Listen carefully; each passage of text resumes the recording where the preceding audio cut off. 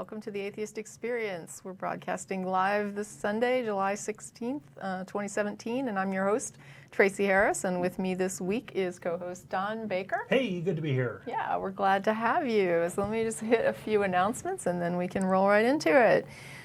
First of all, just to say that the Atheist Experience is sponsored by the Atheist Community of Austin, which is a Texas nonprofit educational organization dedicated to the separation of church and state and promoting positive atheism. If you would like to make a tax-deductible donation to the ACA, you can do so at the website at atheist-community.org, clicking the donate button on top of the page. And I just wanted to note, I watched last week's intro where Russell kind of led in. I wasn't sure how much we could talk about the survey, but he mentioned it, so I think it's okay to mention that we did put on our recent viewer survey questions about sponsored content versus donations, and we did get a pretty hefty response of people saying that they like the idea of donating. So because of that, you're probably going to hear in the intro announcements frequently going forward the note that we could donate, that you can donate. Some people mentioned that they didn't know that you could donate, so we just felt like it would be smart for us to go that route if people prefer that to sponsored content, which is not to say that there may never be sponsored content, but in the meantime, we're kind of following up on what we learned from the survey. And so there's that, and I do think also that they do a little donate button now that you can, that'll come on pretty much all the of show. our websites. That's well, right. I think it comes on the show, and also I can see that by me. Okay, on this side there is the thermometer, and you can. There's significant improvement. Yeah, I'm really shocked at the level of feedback we've gotten from the viewers. I think it's very, very nice to see that kind of support, and yeah, so we really appreciate it. And great to have it's great to have such wonderful fans. You know, and we do things with this. A lot of the money goes to studio upgrades and things like that. And the board, I'm sure, can tell you more. And if you want to go visit the website, you can see more about what we're into. Right. Let's see. You can watch every Sunday live on YouTube or Ustream, and I heard just before the show that we're going to be streaming on Facebook, and I think this episode they're hopeful that we can do it. They tried before and had a little bit of iffiness with it, but this week they're going for it again, and hopefully it will be improved.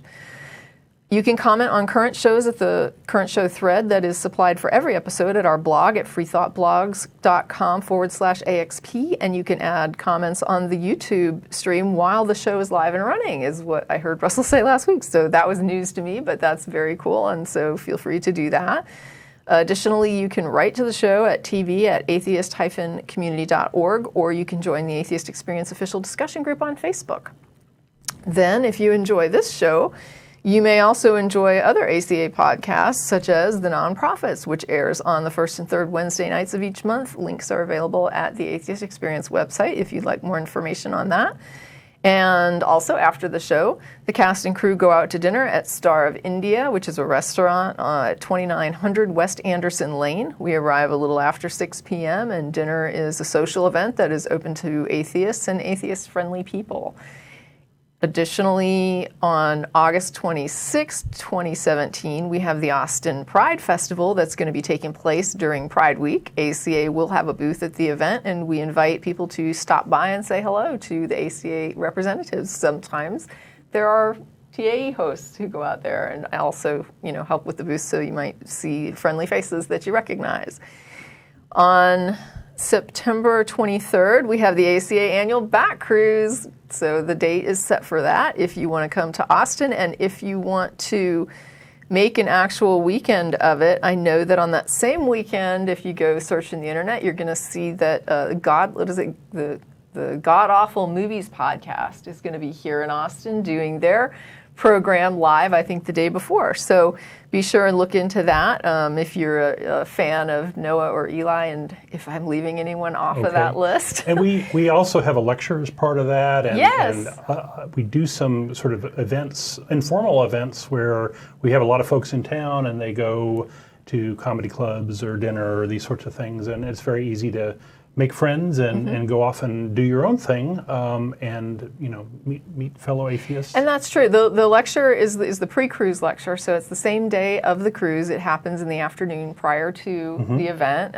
The cruise itself there's normally food on the cruise, but it's good to get your own stuff. I think normally they pick up a couple pizzas or something, but it's good. You can bring your own food and drinks, and there's some iffiness about whether or not you can bring glass, so you might want to call the cruise company and just kind of confirm that.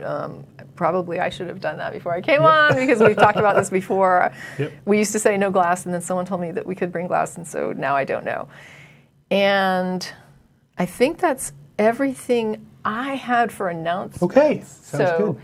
You have a topic. I have a topic, yet another failure, another failure topic. This is number 49. Topic number 49. So I've been doing this for years now. Wow. Lots of failures of Christianity. And today I want to talk about the failure of revealed truth or revelation. And we're talking about messages from God. And when you just start to ask some basic questions of who receives these messages, what do these messages say, and what can we learn from them, you find that things come up short. And just answering these basic questions, you find some problems. Who receives them? Well, there's a whole different categories. Of course, there's one category of the tinfoil hat types, right? There's no shortage of whack jobs. You just look in the paper. It's like in May 10th, 2017, a woman claims, "God told me to throw bricks at white men." Okay, whack job, check. Okay, I'm going to include Saul from the Bible in that he probably had an epileptic seizure, and he, had a free room and board for wherever he went after his revelation, his sight from God. So ultimately, that was a self-serving story. But lots of whack jobs. We got folks that I would call the miracle twerkers. New coinage there. Okay. And what I mean by that is the people that have this story. I witnessed a miracle, or I was part of a miracle, or I heard this story that was a miracle, and they don't have much evidence to back it up. They say, God touched me, or I got this feeling from God, or whatever. So they claim a miracle, but it's basically just an argument from ignorance. It's something unexplained or unexplainable happened, and because you can't explain it, it must have been God. Well, a lot of times I will just say that those are kind of mundane claims. Like you said, sometimes it's just a feeling. Right. And you can go and look up emotional feedback and find how emotions are generated in the brain and how people experience emotion and the purpose that emotion serves. And so it's interesting that, people are attributing feelings to God, because usually what happens is they'll attribute things to God, like, thunderbolts. And then as we learn more, we're like, oh, thunderbolts are actually caused by electricity and clouds. Right. And so nothing so dramatic or yeah, and after a while you sort of anymore. lose the story that God makes thunderbolts. And you'd think that with all we know about the brain and emotional input and feedback, that eventually this idea that I had a feeling, therefore God, would start to slowly phase out. Yeah, I think we're seeing that fade out. And the brain is still pretty mysterious. We don't fully understand consciousness. But they even have a children's movie now that's like that little movie about I think it's the little girl and her emotions, and each emotion is like a little character. Right. So, they even now have children's, little cartoon to kind of, that's about your emotional feedback and dealing with your emotions. You get crusty old man in there. Yeah, and so the idea that we still have adults that are attributing their feelings to divine intervention as calling that a miracle is kind of an interesting phenomenon. Right. Right. And we get those calls all the time, right? Where folks, this is my evidence of God, is I had a feeling, or you can't explain this. Who else receives messages from God? Well, it seems like murderers are another category. Abraham in the Bible could have just said no to God. I'm not going to murder my kid. Andrea Yates maybe is also a whack job person. Killed her 5 children to save them from hell. Although Andrea Yates' actions, and it's like I almost hate to say it. I'm almost loath to say it, but her actions had a strange logic to them. Oh yeah, they're theologically sound, I think, right? And yeah, I mean, the idea that if I kill my children while they're still small, they'll go to heaven. If you don't believe in original sin, if you believe that as children get older and reach an age of reason, then they become responsible, what she did really did kind of save her children in a it's a messed up thing to do. Don't get me wrong. Right. I'm not suggesting this. But by doing what she did, basically, on the one hand, she kind of, if she ends up, let's say she ends up going to hell for what she did, then she sacrificed her eternal soul to save her children, which is an extremely selfless act. Yep. And then if she, though later, learns that what she did is wrong and repents, if she has like remorse for it, then I guess she also goes Free to heaven. pass. So it's kind of a weird thing. Like either what she did was extremely selfless and benevolent, or what she did was clever. Yeah. Or off the rails. Off the rails, right. Yeah. Right. Well, and it's not uncommon to have folks shoot up family planning clinics, and go after the abortion doctors. We have a lot of folks that started their little cults, like Jim Jones, Reverend Jim Jones, thought he was the Messiah. David Koresh here in Texas. Yeah. Charles Manson supposedly had a special relationship with God, and even Hitler thought he was doing God's work. And I have some quotes, but we'll skip them. Another category of folks are sex fiends. Okay, follow me here. So the Catholic Church clearly claims to have a special relationship with God, and God never told them, don't do that. Well, wait a minute. Loath that I am to defend Catholics, and especially Catholic child molesters, I'm not sure that the Church condones it so much as it's sort of a... Under the rug. It's a... Yeah, they didn't actually pursue it as much as they could have. Right. But additionally, it is the type of a situation that would attract potentially a pedophile that was intent on maybe gaining access John to Paul, victims. who supposedly can sit on his magic chair and talk with God, Right. and presumably he's doing that in his role as the Pope. And he could have got a little message that, hey, this stuff's going on. We really need to prosecute these people. Yeah, a guy could have told him you that. You really ought to do something different here. Sure.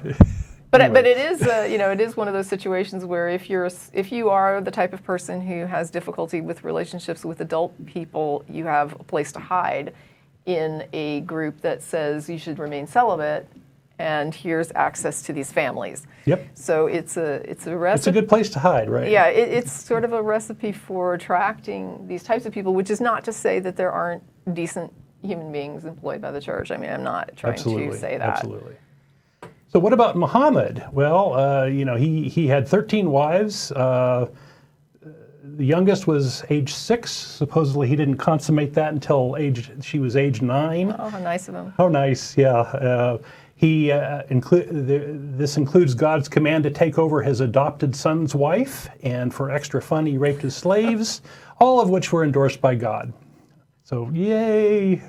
God, and then God is off telling the Jews not to have sex with, the father and son aren't supposed to have sex with the same woman. That was one of their rules. Right. So you have these, now that's another issue with Revelation, right? Why is he saying this is okay, and then he's telling these other people That's it's right. not okay? It's kind of now we got to sort it out, right? and the Christians are saying neither of them is right because Right. they're not Christians, and I don't know.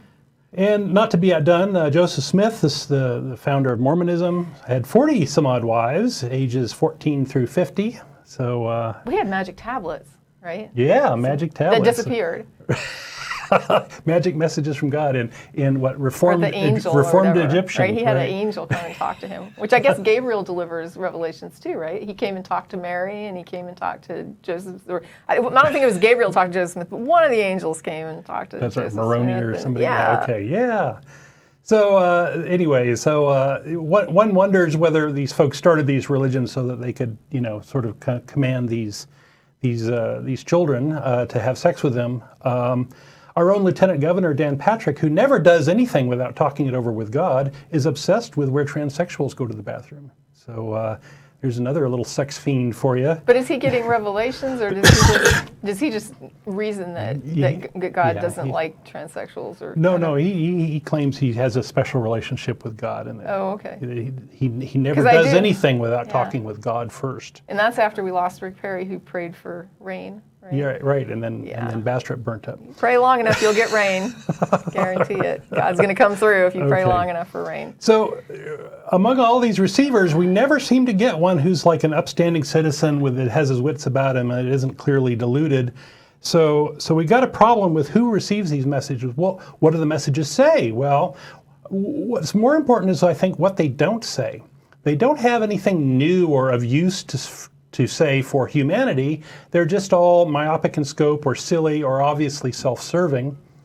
They're never something a God would say, some sort of universal truth that we haven't quite figured out. They never warn people of danger, like don't molest all those children, it'll hurt your bank account, or don't kill all those witches, it'll make Christianity look like a herd of mindless murderers, and you'll regret it later. They never get messages like that. When you were talking about the useful to humanity, and I think you did hit it somewhere down your list, but the idea of a lot of the things that God seems to impart to people seem to be things that people can figure out in other ways, right? So like love each other is kind of a right. It's something that social species do as a rule. They bond. That's what makes them social. So you have this idea of God kind of relaying something to humanity in these kinds of ways that is basically innate to the type of species that you are, and that you pretty much would intuit as being that, as having evolved in that way, so that you end up in a situation basically saying, it's not so much that you're revealing something to the species as you're basically acknowledging something about the species that is evident. There you go. Yeah. Right. Right. So nothing new there. Right.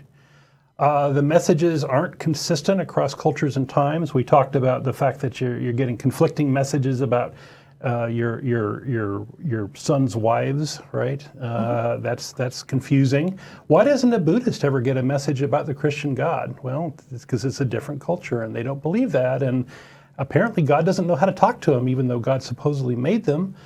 What we're looking for maybe is something like in the movie 2010 when Hal, the computer, through Hal, warns humanity about Jupiter's moon, Europa, and that they should stay away. And it was broadcast on all the TV sets in all the world, in all the different languages of the people who were watching them, and it was just really a very clear message.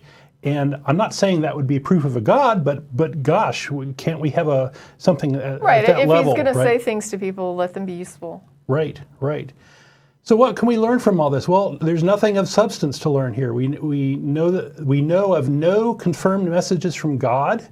If we knew of one, we'd have a date for it, and that date would be well known and be on our calendars, and we'd celebrate it. But instead, we have all these dubious claims that nobody quite agrees on, and conflicting messages.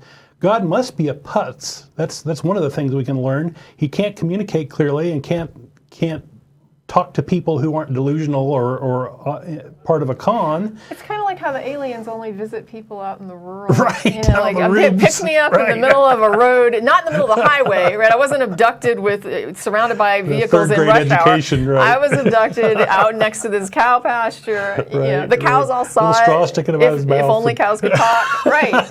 Yeah. Yep. So it's kind of like that. Okay. And more likely, God doesn't exist. That's the thing we can learn, is because that explains a lot more, and people are just fooling themselves and other people, and that's a failure of Christianity and all revealed religions. Now you do get these weird little claims about these miracles, like the miracle of the sun or whatever that was down in South America somewhere. You get these odd claims, and they're almost always disputed, and different people that were there have different accounts of what happened, and some people are convinced they saw something, and other people are like, I didn't see anything. Yeah, and sometimes the story takes hold as a meme, but right? it's always sort of a... And the meme gets repeated enough that people start to believe it. Well, I remember asking someone specifically about, what did any of the astronomers, did anybody note anything? Were there any anomalies reported that day? Were there, and so as far as any sort of objective evidence to demonstrate something occurred, you don't get it. And that's the rough part. And you end up with some people saying they saw something, some people saying they didn't, and then when you go to look at who would be recording that data, there's nothing. Yep. So, okay. Okay. Thank you. Thank you. And I'm going to, even we have atheists and theists online, but I do want to go to Cade, who's listed as an atheist, just because he was good enough to help us with our sound check. Go Cade. So we're going to go ahead and quickly put Cade on the air. And so, hey, Cade, what's up? Good. Good is up. I've been a watcher for 6 years. 16 years? 6. 6 years, okay. We've actually been on for 19 years. So what do you got for We're us, 21 Cade? now, actually. I said 6 years, and I'm 13. Okay. Wow, good for you. So I you're discovered you guys by accident. okay. All right. So what's up? What do you got for us today? I'm talking about my atheist experience. Okay.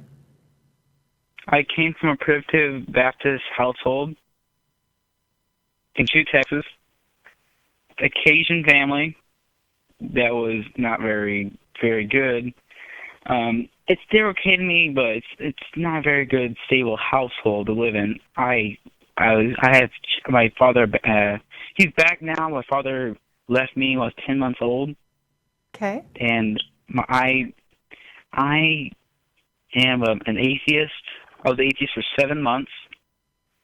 You spelled my name wrong, by the way. Oh. It's a C. That's a crew thing. It's okay. So, okay. We're sorry. I got my name from a Mormon. Okay.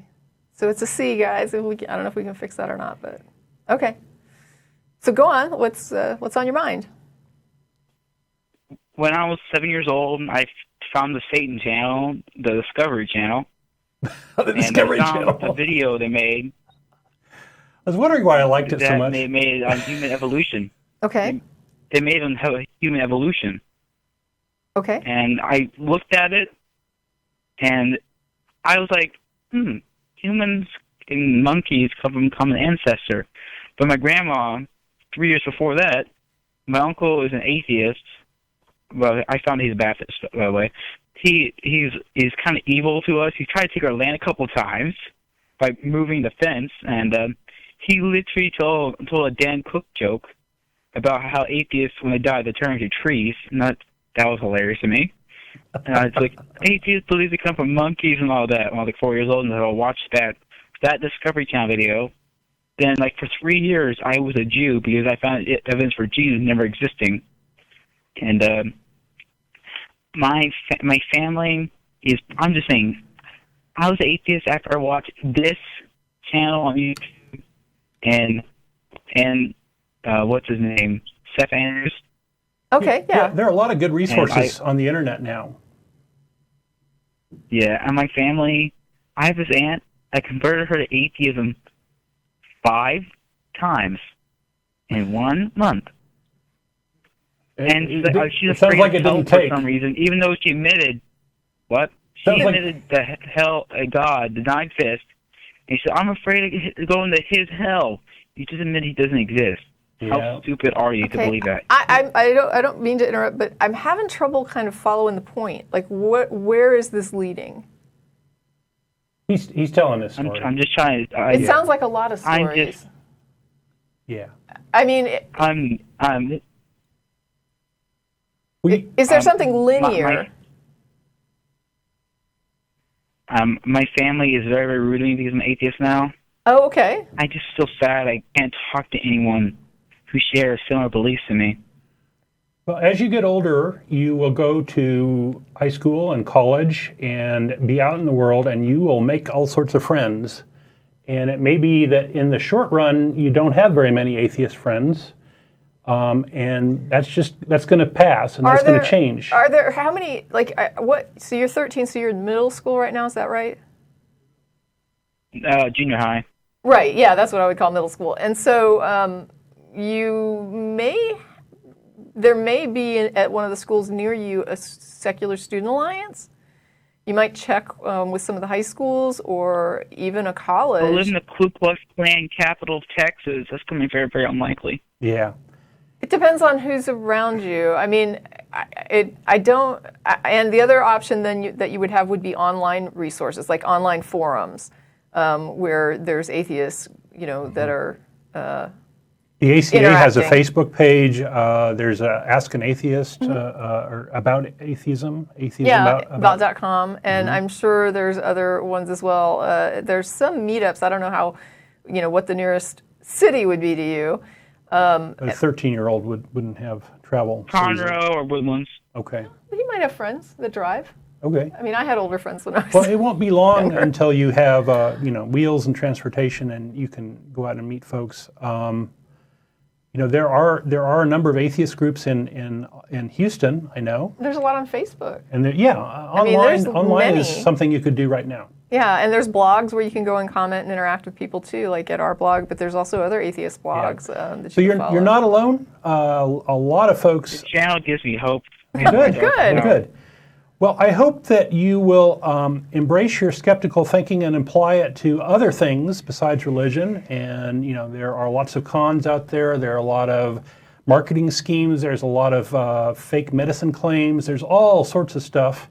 And these skills will help you grow and help you be a better person in the long run.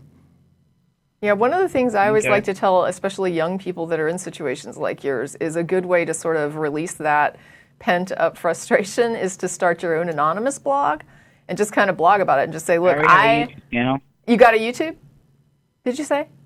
I already got I got 700 views, 800 views on There you YouTube go. channel. Okay. Yeah. You're on top of things. I've been making YouTube videos for 1 week.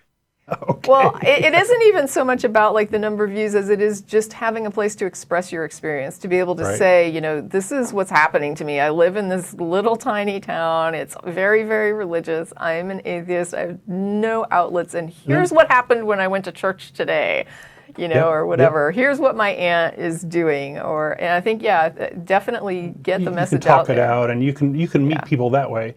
Also, a couple years from now, you're going to look back on it and say, "Look at how far I've come, and look at where I came from." Yeah.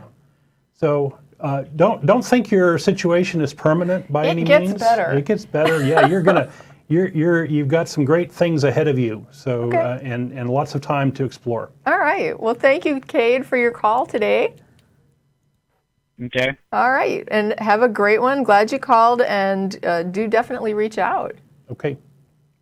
All right. Thank you. Okay. Bye. Bye. Okay. And so now I'm going to go over to, this is James. So we'll try James. Hi, James. Are you on the call? Yeah, am I on? You are on the call. Our screeners have quite a intro for you. They say that you have proof for the existence of God. We always love that. Well, first I want to say I'm a huge fan of you guys. And actually, Tracie, a year and a half ago, I had emailed the place about a question because I'm not a fundamentalist, and I had a problem with my fundamentalist family. You actually responded and were very encouraging, and I wanted to give a shout out to you for that. I'm glad if I was helpful. You go, First off. Tracie. So that was a big deal for me. So I just wanted to say that right off the bat. Glad I could help. Yes, ma'am. Please bear with me. I'm far more articulate on paper, writing it out, and speaking, so please bear with me. But, so the thing about God and proving him and stuff from the logical, philosophical standpoint, first it comes, in my opinion, from what I've been thinking is, first of all, when someone asks, like, do you believe in God or is there a God, they normally ask from a preconceived standpoint. It's not just God in the big sense. It's usually God. When they ask if you believe in God, they're more specifically asking, do you believe in Jesus or do you believe in Allah? Or do you It's important to define terms when you have conversations like that, because God has a lot of baggage. It's a pretty nebulous term, right? Right. And so when people are asking, it's usually defined. It's usually defined in very minute terms, but they ask it in a very broad way. So what I'm thinking is, like, perhaps when people ask about the existence of God, they're asking the wrong question. And you, Don, I think you were mentioning something earlier in the show about, like, how much we actually know about consciousness and about stuff like that. We're learning. And yeah. right, and that actually brought up an interesting thought in my head. At least I think it's interesting. I may be wrong, but like perhaps maybe like the sum total of consciousness and creativity and the sum parts of the universe and scientific theories and stuff may actually be, for lack of a better term, God. And it's not a very sexy definition of God. It's like you wouldn't play to the law of thermodynamics or anything, but it may actually be, like I said, for lack of a better term. Just if I can interrupt you, this sounds a lot like pantheism. So there is a group. Well, No. Not. It's not in the spiritual sense. I'm not talking about a in spiritual the- sense. I'm just saying that their idea is that he is the sum total of everything. Well, then that may be it. I'm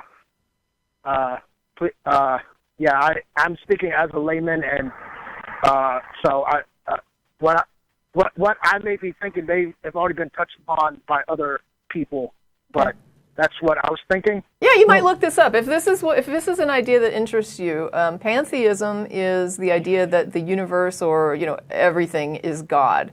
And then you have a further idea that is called panentheism, which is that everything is God, but then there's this sort of, once you put everything together, there's this additional, like, turn it up to 11, right? There's like an additional thing that is more than the universe once it all comes together, which is the kind of more divine aspect to it. So you've got the pantheist who is just sort of saying, I'm in awe of the universe. And then you've got the panentheist who is saying, the universe is more than the universe, and that's what is God to me. What I heard is that you had this thing over here that is awesome and big and complex, and you want to give it a synonym of God. And why would you want to bring all that baggage that the word God has with it, and not just take this thing as it is, and give it the name that it has, and leave God out of it? What benefit is there to doing that? It seems like it muddies the waters to me. I guess for me, it's the idea of trying to come up with some sort of label or something for the entirety of the universe. And how about universe? Universe is a great name. I kind of come at it from another perspective, which is there's kind of two ways to look at it, right? So I remember when I was trying to define God, and I finally came up with the idea that, oh my gosh, there's kind of what there is, and then there's things that either we don't know they are or they're not. And the things that are, we call them the universe. And so what I kind of ended up saying was, whatever it is that I'm labeling God would be everything, and it would be, the universe. In other words, that's what, and it was almost like in my mind, to borrow your revelation, it was like a revelation where I realized all this time what I had been seeking was reality in the universe, and that's what I'd been searching for, right? So my ultimate search for God led me to what I would now call reality, and it wasn't divine at all, except in the sense of, to me, it was an awesome thing. And so for about a week, I identified with the pantheist label because of that, and it was just a way of saying all this time I was looking for the universe. And I think, though, there's another perspective of looking at it, which would be the idea, like what Don is talking about, where it's like, well, let's go ahead and just repackage the label of God and make it the universe, and then we'll just start selling it like that. And when you kind of go at it from that angle, you run into the problems that Don is talking about, where you're saying God, and you have all this miscommunication because all of these people have their own preconceived ideas about the God that you're talking about, and what that God is, and what it represents, and how it functions, and whether or not it's cognizant. There's all these things that come to play, so that you end up actually creating chaos when you may in fact be trying to simplify. Do you understand what I'm saying?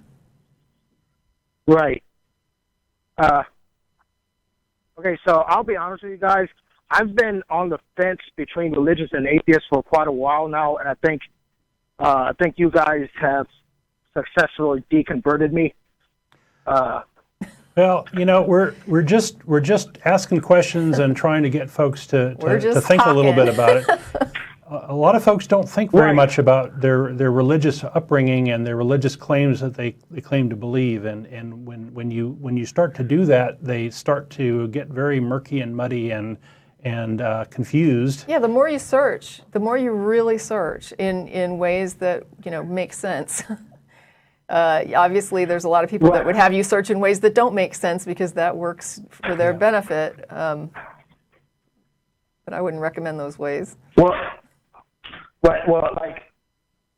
very small bit of backstory. I grew up religious. My dad's a minister, and I currently go to a Christian university and stuff. Wow.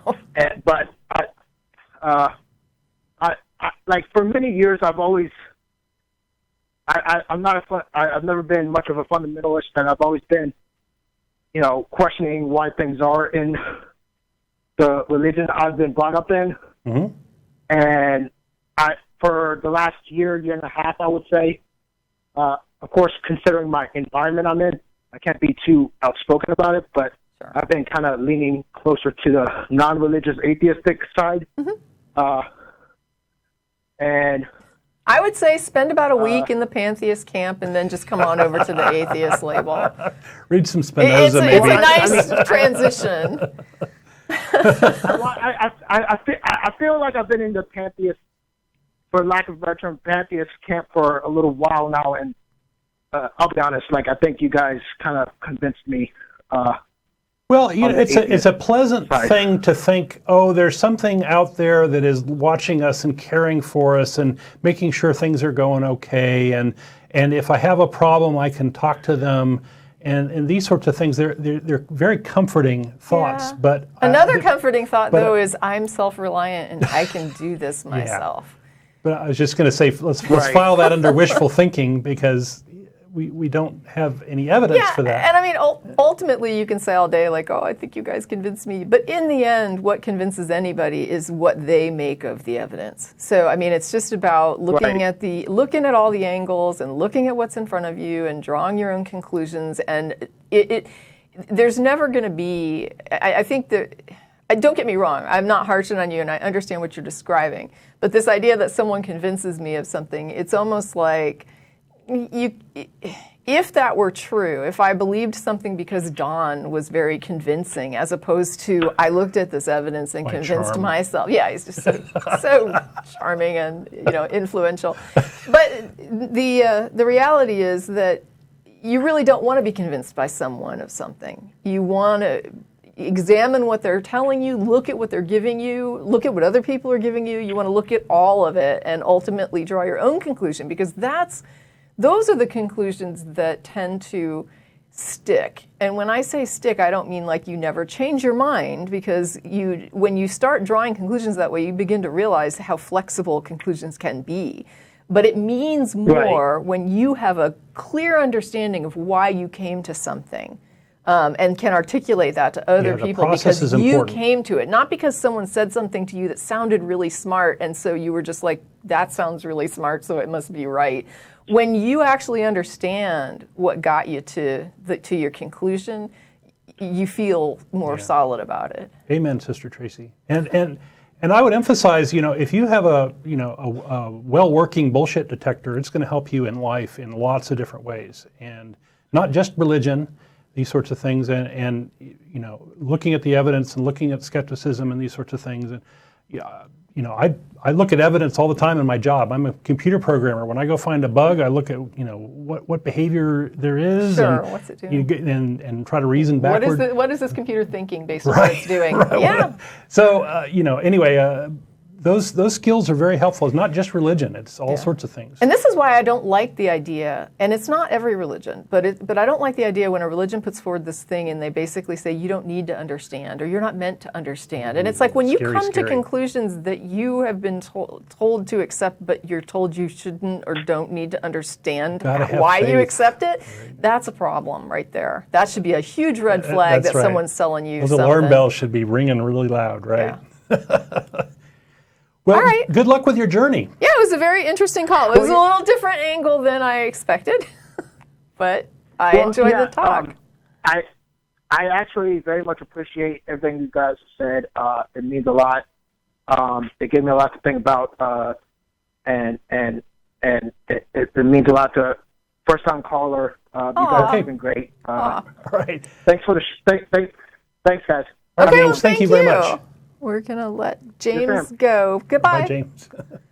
And so then we have Joe, who's on line 2. So I'm going to go to Joe. Joe, can you hear us? Yes, I can hear you. Hi, Joe. This is Tracie, and Don is with me today. So welcome to the show. Right. Hi, Tracie and Don, and thanks so much for taking my call. call. But let me before you go in. I was just going to say the screeners have put up that you are saying that God is the ultimate source of love in the world. Is that about right? Is that what you're? Well, right. Okay. Yeah, there's a couple of corollaries which go with that. And first of all, I say your show is great. I love your show. Unfortunately, I don't have the intellectual horsepower, debate horsepower as you guys do. You're very good at what you do, but and you're probably actually more moral than many Christians out there. So I think good people can be non-religious people too.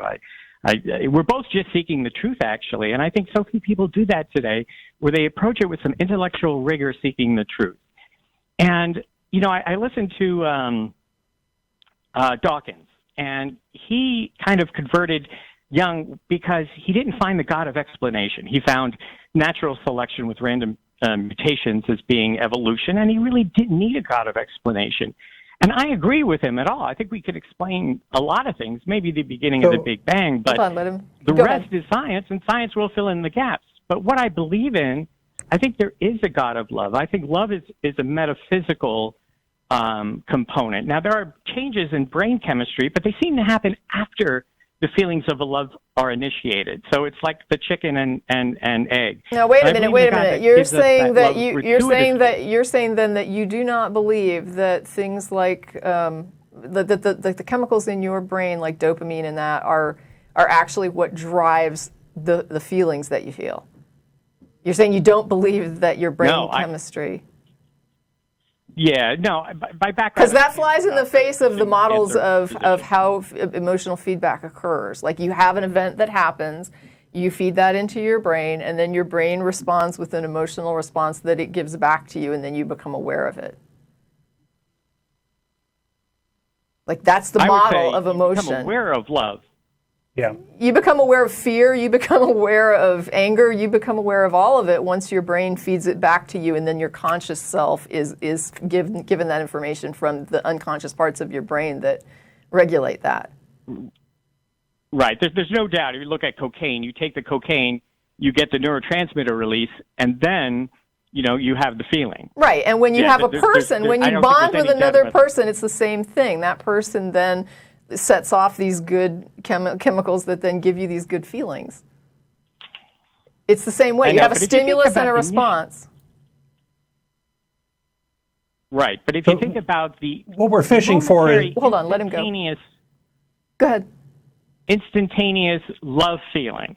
And you can instantaneously measure neurotransmitters in the brain. They're not nearly at the levels as you would get by using cocaine or something like that. Well, you have a citation for this? Well, but I guess my question would be, some of the most intense feelings that people can have are things like fear, right? Like traumatic response is extremely intense. There are going to be things that make me have more intense fear than other things, correct? I'm more afraid of a cockroach than I am a grasshopper, I can promise you. And if I see a grasshopper on me, I'll probably just brush it off. If I saw a cockroach on me, I would be screaming and running around the room. So there is like intensity differentials depending on the stimulus. And I don't know whether or not it's true about cocaine, but to me it's an irrelevancy because I already would grant you that different stimulus will stimulate different levels of emotional response. Well, correct. But I mean, it's just my personal opinion that love goes beyond neurotransmitters. What do you mean Certainly when you say it's just your neurotransmitters are personal part- opinion? Like, what does that mean?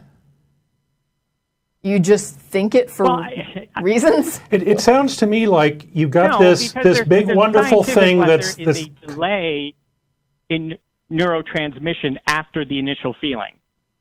You It's not wouldn't the- be aware of chicken it comes if your before the egg. brain had not sent you the signal. You would not be aware of it. What you're basically saying is, I feel pain before my nerves, go to my brain and send back the signal of pain, and that doesn't even make sense. I mean, that makes no sense. What you're saying is that you feel it before the stimulus is actually fed into your brain, which then issues the response to your conscious self, and that doesn't fit the model of feedback. The feedback loop. Yeah, we'd love a scientific paper on this. I would say you might want to look into intrapersonal communication, which is how you communicate with yourself, because that's what we're talking about here, is how your brain provides feedback to you, so that you communicate into your brain. There's this dog growling at me, and then your brain kicks back fear or defense or whatever your brain kicks back, depending on who you are, because different people are going to have different responses to that. But it doesn't make any sense to say that I'm feeling fear before my brain has even processed that I'm in a situation that puts me into a state where I should be afraid. Well, I think we're just talking about the timing of but the timing is important, because the timing that you're describing does not make sense. It doesn't seem...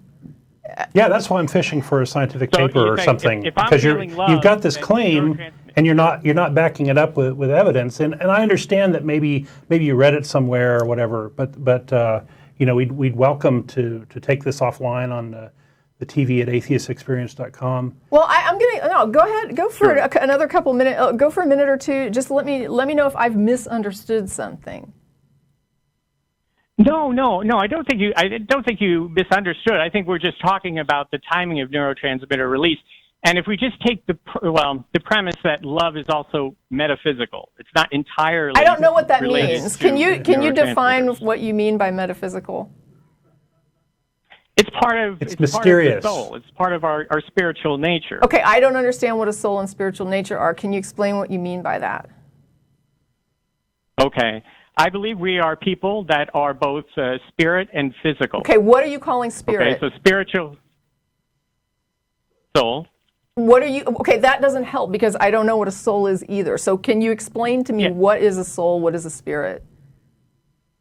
My last show was the failure of the soul. What part of me is the soul? Like when I'm looking for a soul, and doesn't even have to, you can make it an emotional response, whatever you want to call it, but what would I understand or what would I interpret as my soul? I think your soul is basically your personality, your spiritual. I know you can say personality is based on the brain, but I think it is. The soul is the kind. And when you have brain damage, your personality can part of you and change. spiritual. No, I agree with you totally on that. But then, wait. Let me break this down because, and this is not, I'm not harshing on you. I just want you to help you understand the trouble that I'm having. So when someone says this is metaphysical, and I say, what is metaphysical? Well, it has to do with the soul and the spirit. And I say, okay, I don't know what you mean by soul and spirit, so let's talk about that. And then you say, it's this part. It's like your personality is what Tracie might relate to what I'm calling soul. And so I'm like, I gotcha, personality. And then you say, you would probably say this is a brain function, but I'm thinking more on a spiritual level, which means that the thing that I just identified with you describing, where I said, okay, I get you. Now I don't get you anymore. Because when you told me personality, I got the idea. I understand personality and where that comes from and how that functions. But then when you say, except not personality, like you're thinking of personality, Tracie, it's like a different spiritual personality. Now I no longer, now even personality doesn't mean personality anymore to me. So I'm trying to figure out what would I identify as a soul or a spirit. Right, and I'm just saying it's the dual nature that I believe people are. I know you believe it. I'm trying to figure out what you believe. What is it that you're calling the part of the nature that I have trouble identifying? Like, what is that? Well, I know, yeah. Yeah, and I really have trouble defining a soul. I don't even think theologians can exactly define what a soul is, except our spiritual, everlasting nature. Just a seems like you're inventing a mystery so that God can explain it. Well, is what I'm hearing. The problem that I'm having is that I don't know that what you're describing has been identified. And I don't know what to relate it to in reality. Like, in reality, right. that I experience, I don't know what this is that we're discussing. Sure, and there's no scientific proof of a soul either. But I wanted to ask you. But you have to mean something by it. I guess that's the thing that it doesn't matter if there's scientific proof. You have to mean something. Like, this soul points to something that you are describing, and that's what I'm kind of most interested in. Okay, well, let's take it. I know you won't believe this either, but a near-death experience where people say their soul leaves the body, they rise up, and then they kind of move through a tunnel of lights or something. And some people say it's a dying brain. Mm-hmm. Some people say it's more than that. It's that entity that, when we die, rises up from our bodies, just like in a near-death experience.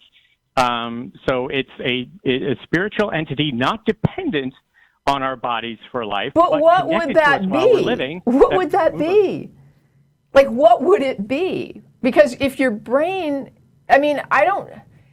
where would, I don't know even how to express it. I don't know what that would be.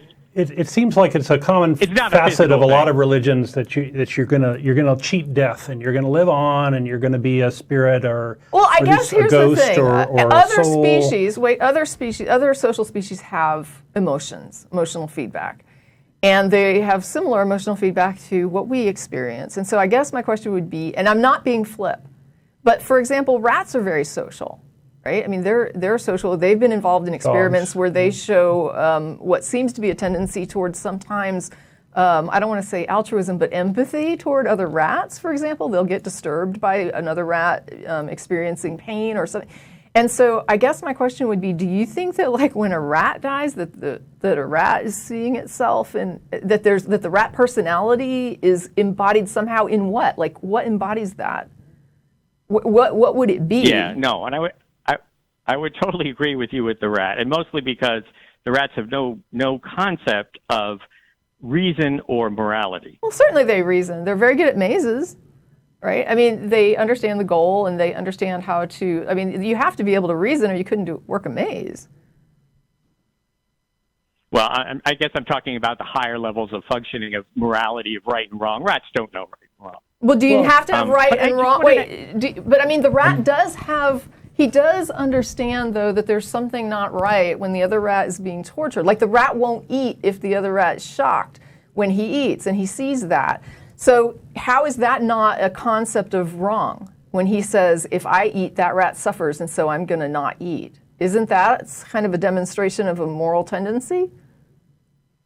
I think that's just some simple reflex of survival, and doesn't really... How does it help the rat survive to not eat because another rat suffers? Only humans have souls, right? Well, no, wait. Because the rat would be suffering if he ate. He's seeing that. He's associating Pavlovian with eating and suffering. But wait a minute. That is not at all the theory behind what the rats do, and primates and other animals do this as well. Empathy and the empathetic response is actually considered to be a demonstration of a moral tendency in an animal. And for you to say that animals don't have this, animal behavioral psychologists have studied moral tendencies in other species, and we do have more than just the rat study. There's other examples as well. There's other research as well into what would be either morality or what some people feel more comfortable calling proto-morality. I'm okay calling it morality because it's a group. We're far more like other animals than a lot of people want to admit.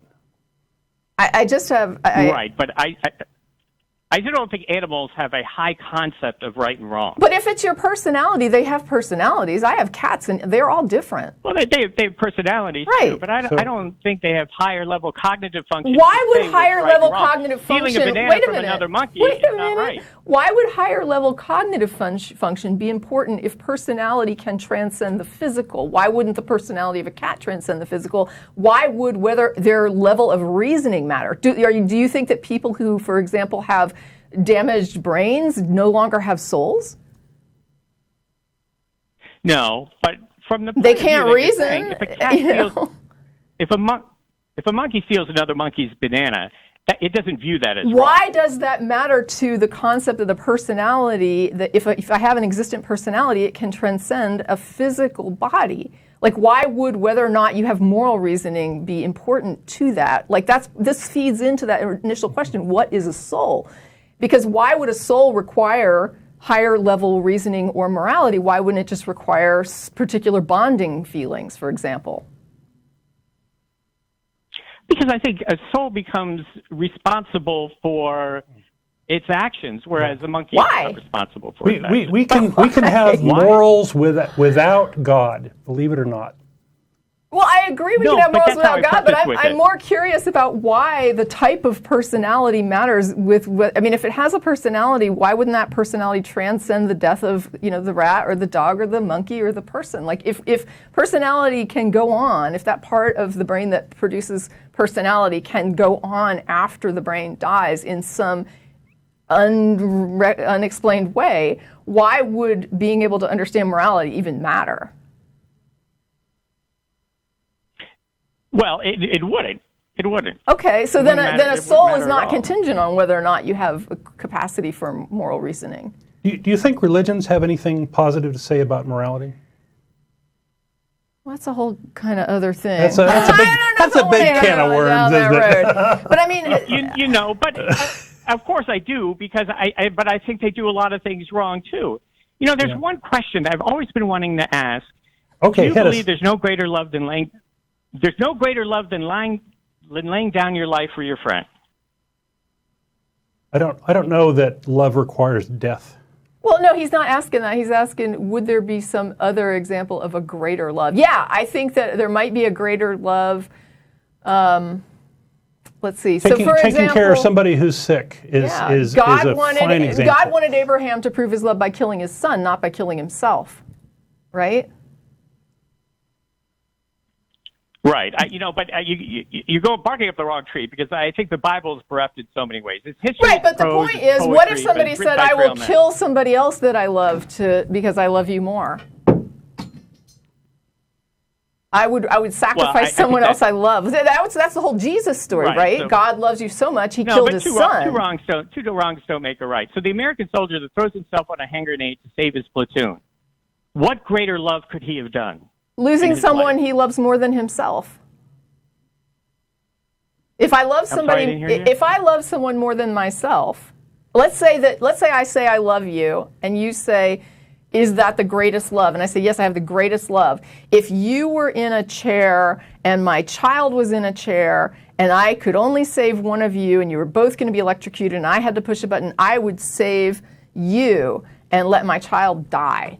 Okay, so that's not me like murdering my child. I have to make a choice. Someone's going to die. But I'm saying I would kill my kid before I'd kill you. The whole biblical story is based on the idea that would mean that I love you more than even someone that I love more than myself. So I love my child more than myself, but I would even sacrifice my child for you, right? Isn't that the idea? No, I really don't think it is the idea. I think it's just a flat Would it be a greater love? I think, and people. Than killing myself. It's easy. It would be easy for me to say I'll die to save you. It would be hard for me to say I would let my child die in order to save you. That would be much harder for me to not kill someone else, but to allow that person to die. I would rather sacrifice. There are a lot of people who say I'd rather sacrifice myself than someone that I care about to save someone else.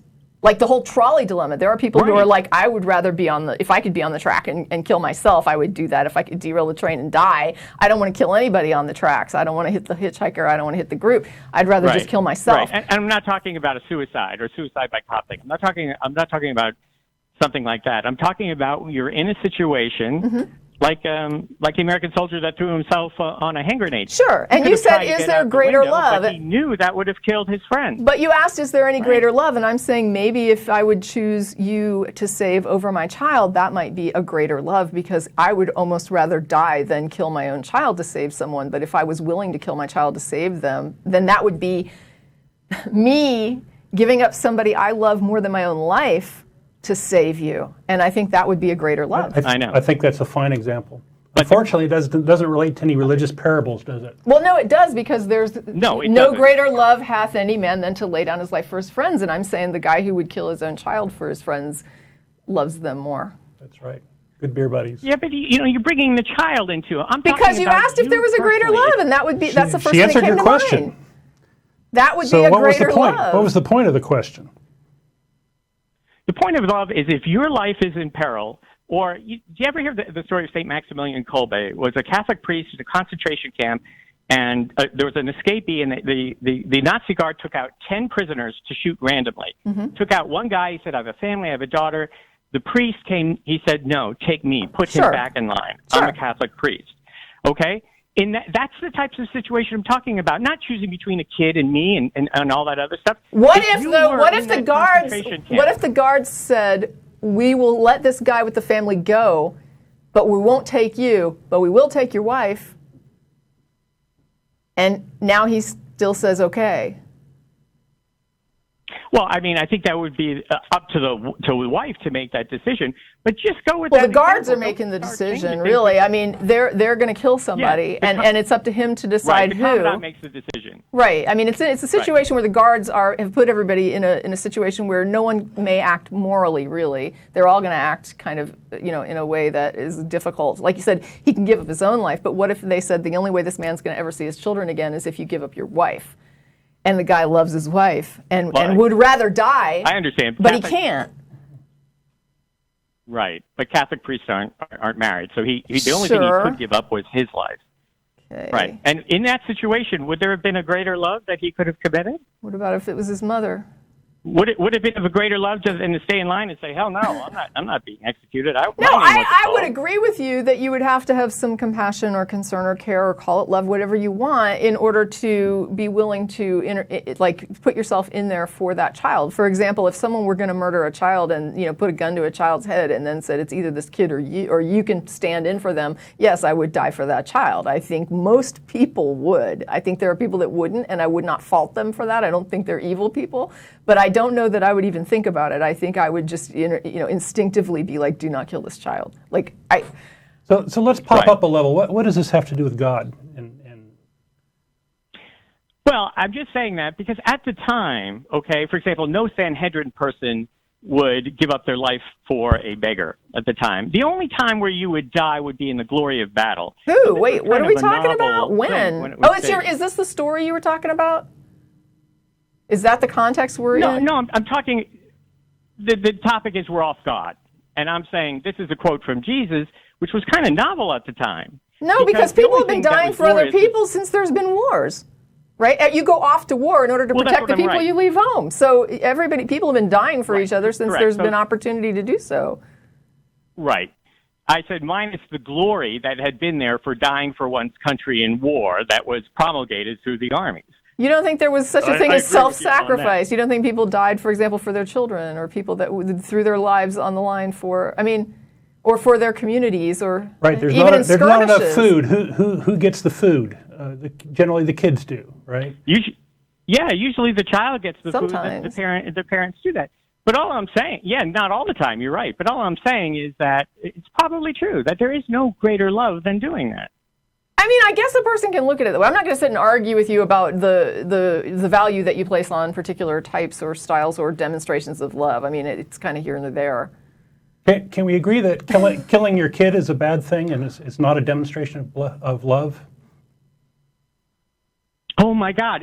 That's the most perverse thing when people say the person was possessed or God made me kill this person or anything like that. So when God kills Jesus, that was a bad thing, right?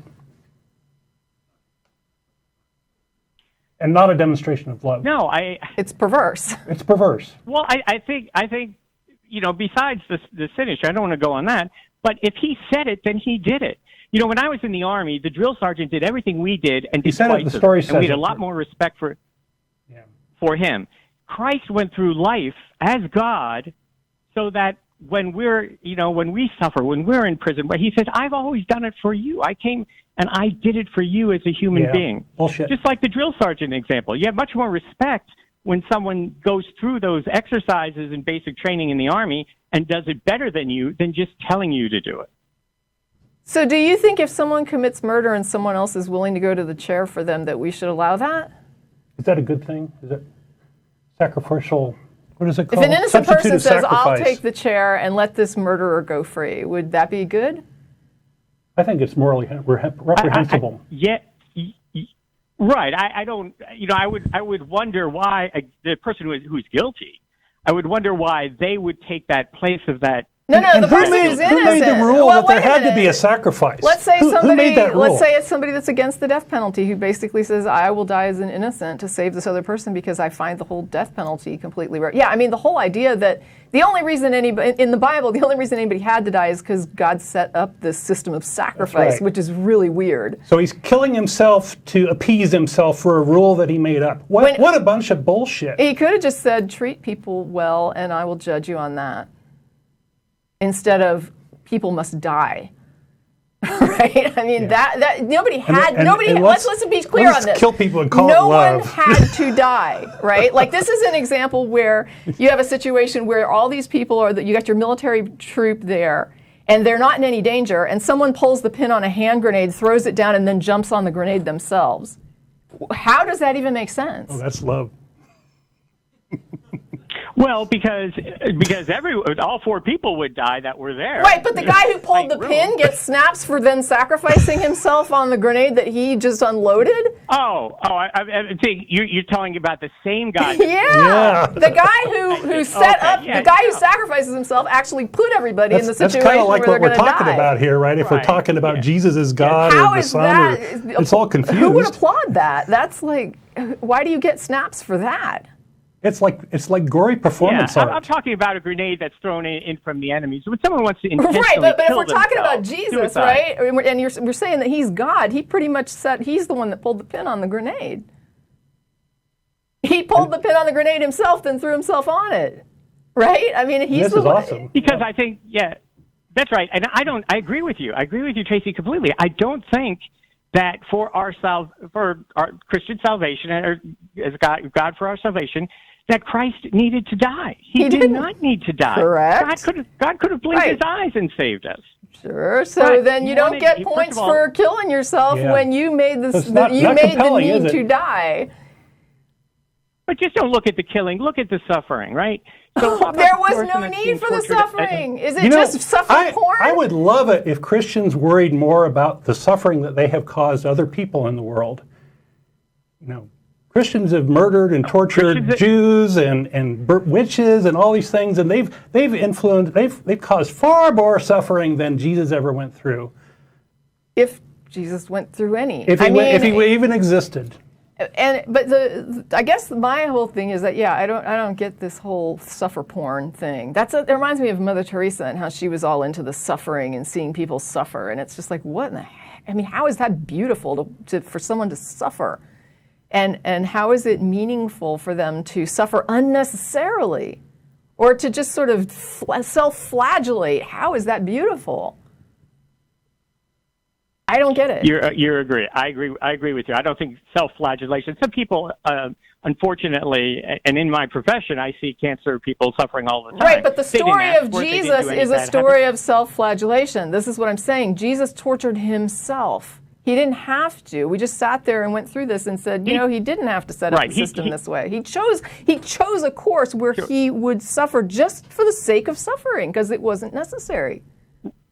Right, but he did nothing to himself. It was all the Romans created the entire situation. He orchestrated is this Jesus whole God thing. or not? This is the plan. When I went to church, they called this the plan of God, right? God's plan for salvation. So how do we sit there and say Jesus didn't do it to himself? He surely did. He set up the whole thing. Either as a plan or it was a fuck up, right? Well, pick one. Well, I think he accepted it. But let's just take he created it.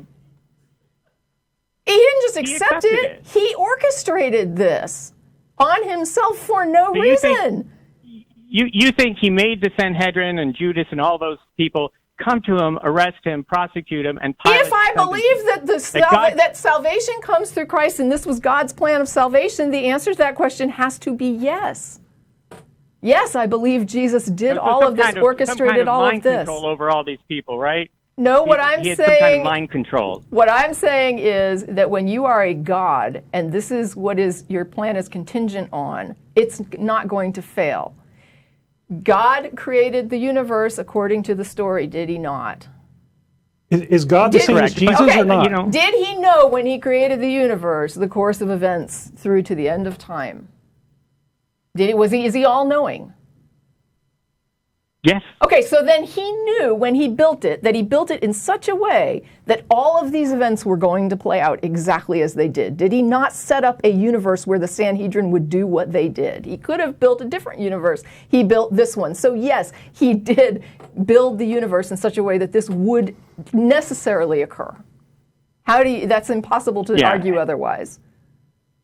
Yeah, no, I'm not going to argue with Okay, that. so then But in yes, the he Garden of did Gethsemane, set it up to where the Sanhedrin would do this. He did set it up to where Pilate would do this. He did set it up to where the Jews would do this, to where, yes. All say in unison. Yeah, I think he Kill was us, kill us, cognizant kill they us. would do it, but I don't think he made them do it. I He think set knew up a that universe that would do this. He could have set up a He different knew that their universe. free will would choose to do this. Oh, I know, But but he knew could that their have, free will. You he can't could have it both have had ways. a different universe. He set the universe up in such a way that this would occur. Right. This is and the one he using their free chose. will, This they is would the crucify universe he him. chose for, right? Of all the universes Correct. that could have been But built, he I mean- chose the one where the Sanhedrin would do this. So yes, he gets the credit for what the Sanhedrin has done. Because he chose Right, that and in the Garden universe, of Eden, he said, if it's your will, Father, please let this cup pass me by. which makes no Because sense. he knew exactly what was going to happen. Right. Why would you ask, if it's your will, let this cup pass from me, if you know that God knew at the beginning of time everything that was going to play out and exactly how it was going to play out, and this is the way it's going to be? Why would you choose? Why I would know, you and I even think that- ask that it should be But otherwise? if you knew, wouldn't that be your human nature too? Because he was fully human too. But he was God, so And he he was fully, also I'm knew sure, the terrified. plan. And he knew that this wasn't going to pass. It's really weird that he's asking himself to let himself off the hook, don't you think? A lot of drama. Well, It's I weird. think as a human. But look at it this way too, okay? Look at, how about the political prisoners that are being tortured? How about the people that suffer? How about the people Yeah, that suffer thank you, with God, loneliness for and setting up a rejection universe and- where all these people Oh. would be tortured, right? Thank you, God, for setting up a No, universe but where thank we you- have child Thanks rape. for Ebola, yeah. Thank you, This is the universe he chose for. It was he the very saw best one and he could said, ever This have is ever what come up I with. want. Yep. This is the one I'm going to This build. is the best one. Yep. Well, no, it's obviously not the perfect one, but you know, you don't. It was know the one he value- Well, chose. he for. kind of fucked it up then, didn't Well, he? no, it's maybe he didn't want a perfect one. I don't Just know. I wait, don't know just what wait. God was thinking, but Do you know the value of a feast before you fast? You have to fast to know the value of a feast, and you have to feast to know the value of a fast. So we have Is to God experience omniscient or this not? life. well, Of course. I don't really buy that you have to We're be not deprived in order to omniscient, so yeah, appreciate food. I agree. We don't necessarily know I that. think we need to move on. Yeah. I'm gonna say Thanks- thank thanks you. for the It fun. was an interesting call. I really, honestly, I'm not nothing sarcastic about that. I really do appreciate the call. It was an interesting set of conversations, and that would be Joe.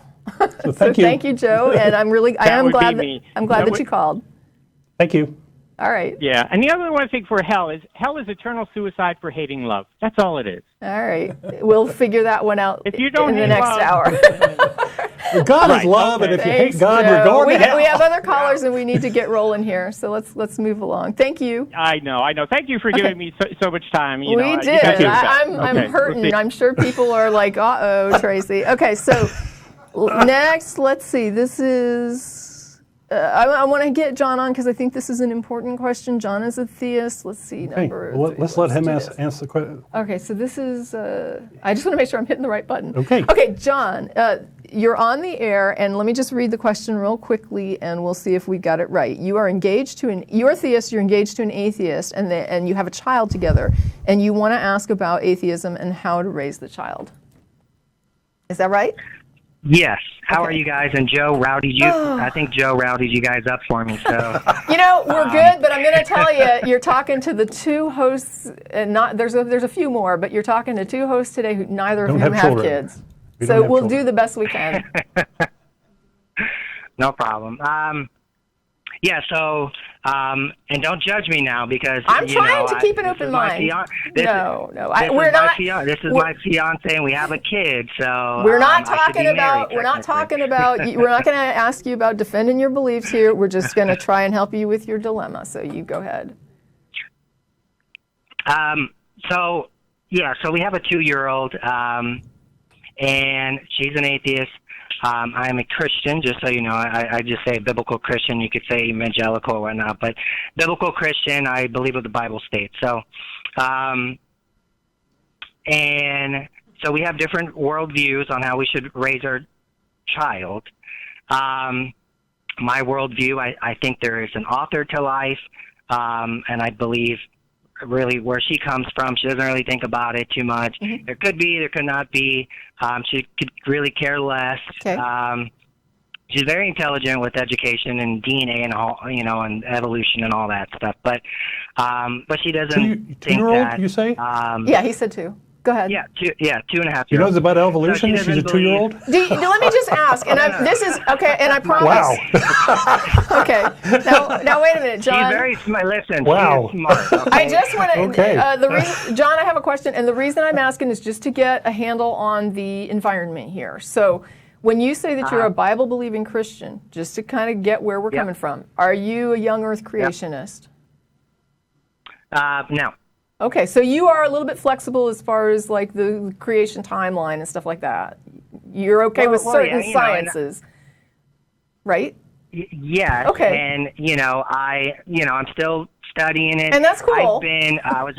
I was a Christian when I was like 19 or 20, and then I kind of fell off and then became like a non-practicing Christian for all these years. I got with my fiance. We had a baby. I wasn't a Christian. Not too long ago, I kind of recommitted my life. So I'm still learning. I don't, you guys actually might know more about the Bible than me, to tell you the truth. Okay. I just wanted to, when you said you believe the Bible, I come from a biblical literalist background, and so I wanted to kind of gauge where you were in that. And it sounds like you might be a little more flexible. So that's cool. I've done some research on how to explain, like, in the beginning, and then an apologist will state, specifically when it comes to, quote, raising the child, where is the conflict coming in? Well, my question to really why I called is I think my daughter has, all of us, but just addressing my daughter, she has a purpose to life. She has a meaning, and I just can't fathom that with the creation, the Big Bang, and the whole 9 yards, nothing was conscious when it made that decision. Therefore, there's really no purpose, and it's really just what humans. Okay, all right. Well, let me stop here for a minute. So what we're saying, I'm sure that her mom also loves her and wants to see her succeed in life. Is that a fair statement? Yeah. Okay. So you both love the girl, and you both want to see her do well and succeed in life. There's a very minor difference in how you might frame that. Like, you look at it like God has a plan for her where she's going to be hopefully he has a good plan for her, and she will live long and be successful and happy. And I'm sure that your fiance is thinking maybe in a little bit different terms. I mean, she might not think there's a plan, but she also would want for that, the daughter lives long, she's healthy, she's happy, she's successful. You both want the same thing, you just look at it from slightly varying perspectives. Is that correct? Yes. Okay. From an atheist perspective, when I hear the word purpose, it's overloaded sometimes, and I would distinguish a capital P purpose from a little p purpose, where the capital P purpose might be the grand purpose or God's purpose for a particular child. I guess what I'm saying is, our caller, John, may look at it that way. Yes. But the point is, he's going to be supportive of this little girl, and kind of, we know from our own histories in dealing with theists, whatever the little girl is doing, as long as it's in a positive direction, John is probably going to say God's purpose for her is this positive thing. Right. But I was just going to make the point that atheists, believe in purpose as well, but it's a little p purpose of, we make our own, but I'm pretty sure goals in life and our own John, I want to desires. just say I hope for your daughter's success in all things. Like, I really hope the best for your daughter. But just kind of as a one-off here, as a tangential thing, I'm pretty sure that if she ended up addicted to some horrible drug like methamphetamine or something, you would not view that as her purpose, right? You would not sit back and say, God's purpose is that she's going to go down as a meth addict. I'm pretty sure you would say, No. you would probably go to your daughter and say, I believe that God has a better purpose for you than this. Is that pretty correct?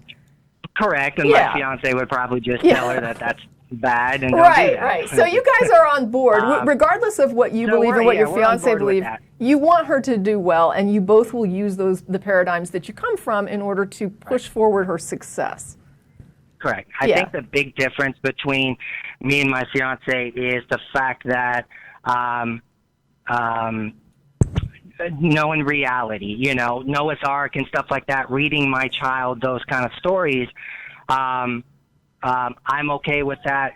But she might look at it and go, well, that's silly. You're teaching our daughter some nonsense. Okay, do you take the Noah story as literal? Like, I know you don't take the creation story as literal. I haven't done my whole investigation. I'm still reading through the Bible, but yes, I believe that happened. How did it happen? I don't know. I'm going to say keep studying, because I think a lot of times a good way to look at these Bible stories would be to present them in ways that look at sort of the lessons behind them, right? Like, there might be a lesson to be learned about the idea of industry and preparation, and there's certain things that you can teach people from these stories, and it might be a good compromise, right, for you to maybe present these as parables almost, or have you ever seen Aesop's Fables, right? Aesop's Fables, they're like those stories, and then they have a little lesson that goes with them. And it might be a good compromise with you and your fiancé to look at this as an opportunity for you to sort of familiarize your daughter with the stories, but maybe look for a deeper lesson as opposed to the surface sort of, there was a global flood and it lasted for 40 days and 40 nights. And if you start looking at these cues, you start to see that these are cues of a fable. And I think you're going to find it if you really look at the information about whether or not there was a global flood, and whether, if you're looking at scientific information and not apologetic information, you will start to see the reality of it. Right. And so, but I don't think it's a problem to tell the story and talk to your daughter about what she gets out of it, or what lessons might come from something like that. I mean, clearly this is a cultural story with a cultural context. There are other flood stories, and those stories are told for a reason, right? I mean, they were told for reasons. People related to them something about their cultures and something about themselves. And I don't think there's any problem with telling your daughter the stories. And there are some really cute children's Bible books that have like the little stories. I would be a little put off, I think, if I was with someone who was telling my daughter that these stories were fact. But I would probably be okay if they were looking at the stories as a method to sort of talk about themes, or talk about people, or what does this tell us, If you got with a spouse and you guys had a child, and that spouse then say became a Christian for whatever reason, and then that spouse started talking to, let's say the child is now 10, so they have more of an understanding, and talking to a 2-year-old. Okay. Now, if your spouse started then talking about really, Jesus is the key story of the whole thing. So, and then trying to explain why we believe in Jesus, and how you get to heaven, and the whole story in 2 minutes, would you have an issue with that? Here's my question. This is the thing that would probably scare me the most as an atheist. Do you believe in a God that would send your daughter to hell? Like you've seen this baby, and she's 2 years old. Does the God you believe in, is he a God of love, or is he a God that would torture her for eternity for anything she could do in this life? A 2.5-year-old? Well, not just 2.5. Let's say she Or grows to up. be 20. She grows up to be 20 and she becomes a doctor and she goes to medical school. Or let's say she becomes a meth addict and everything goes horrible. Yeah. Do you think that is the God that you would believe in and love and worship a God that would torture your child for eternity? If I believe in the Bible, which I do, then I need to own it and understand what it's relaying and stuff like that. So I'm not going to read a section, I don't like that, or I like this. I think other Christians, maybe Mormons and stuff like that. Well, the Bible condones killing and slavery, so we're already kind of off the rails here. Wait a minute. My goal here is to focus on. I want to focus on John's issue. So, okay, then my question. I think that if my daughter was 25 years old and she was drunk out of her mind and she got in a car accident and killed herself, I'm not going to lay down in bed and go, great, I'm glad she's in hell right now. It's not something that do you think that an eternity of torture an appropriate God is an eternity of torture an appropriate penalty for killing yourself in a car because you were drunk? For any finite crime. I mean, do you think that that's justice? I don't think we send ourselves, if we're talking about the Christian faith, we're sending ourselves to heaven or to hell. Thy will be done. So, well, except wait a minute. I want to rebel against if I don't accept Jesus. All right, I'm not gonna go down. If my daughter doesn't want, it's cool. I'm not gonna go down the road. I got the answer I needed. Okay, the answer that I need is that yes, you do believe that your daughter could ultimately end up in hell, tortured forever if she doesn't accept Jesus. She doesn't want Jesus here. She doesn't want him in heaven. So she needs to be tortured for eternity. I'm totally not down with that, but I'm not here to argue that with you. I think it's messed up, and I think that you could do some research on some religious concepts of hell, because what you might find is that even the biblical concept of hell isn't what you maybe think it might be. The Bible itself is written in a context, and the entire... Right. And at one point it says fire, and at one point it says total darkness or grinding. Right, but there are so, plenty of Christians who would argue that there is no such thing as hell, and that what is understood as hell in the Bible is a big misconception. And so what I'm saying is you might want to look into that. It could help if your view is altered on that. If I were an atheist and my spouse were telling my daughter that anything she could do in this life was deserving of eternal torture, that would bother me a lot. And I've got alarm bells going off that you think, what I'm hearing by the way, is I'll that never force my daughter to be a Christian. Right, so. but hold on. Hold on. You're saying that if she doesn't become a Christian, she's going to burn in hell, and boy, your wife is there teaching her the wrong thing. Right, but she wouldn't. If she doesn't believe that, then why would she care, though? You talking about why would your wife care? Because you're terrorizing your daughter. That's what would bother her. I think if you're a Christian and you're really a Christian because you're afraid of going to hell, then that's a major issue. If there was no hell, what about your daughter going to hell? I don't think Christians should be living their life on fear.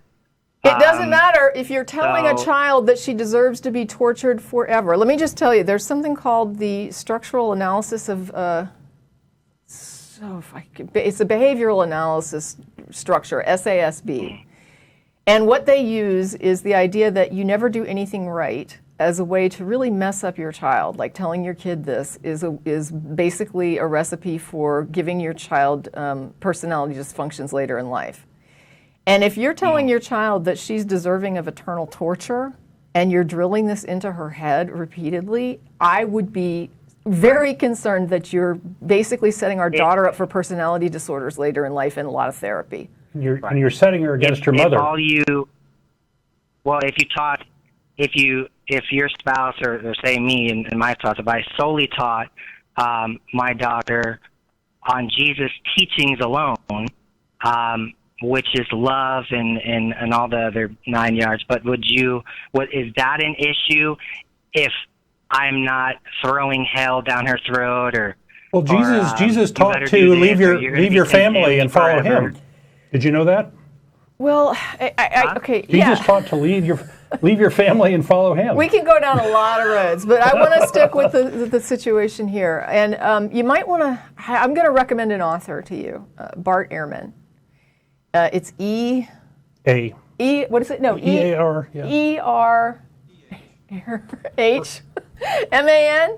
And Bart was a literalist who went to Bible college to study the ancient languages in order to be able to read the Bible in the original manuscripts. And what he learned changed his whole view of taking the Bible as a very literal book. I recommend that you read him.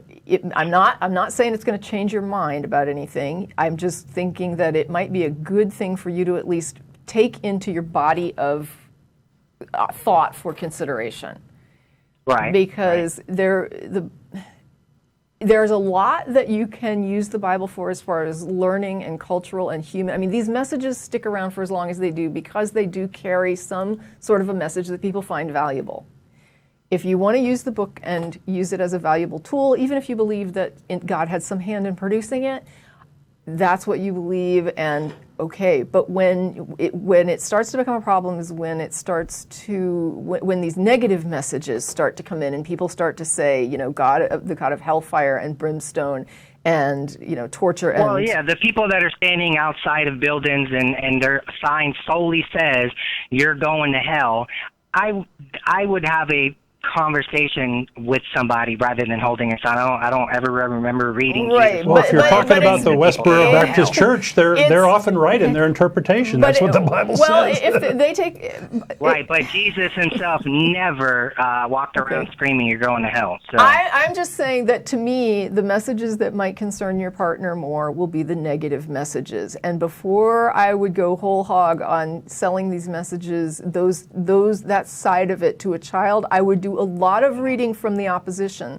I would do a lot of reading from people who say that it's not a literal hell. I would do a lot of reading from people who say the Bible may not be literal, to at least consider what they're saying before you start to give her literal, very scary messages.